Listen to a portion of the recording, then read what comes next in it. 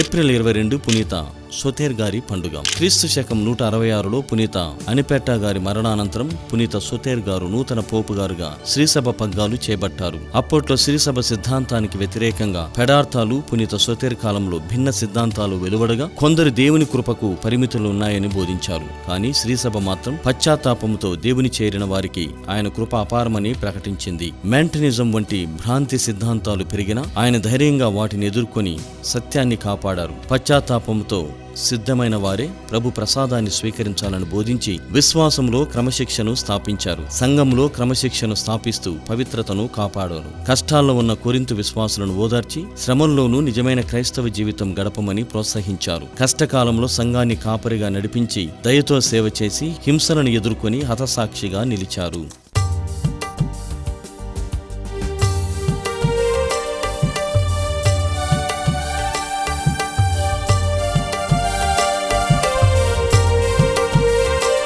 పునీత సోతేర్ గారా మా కొరకు ప్రార్థించండి.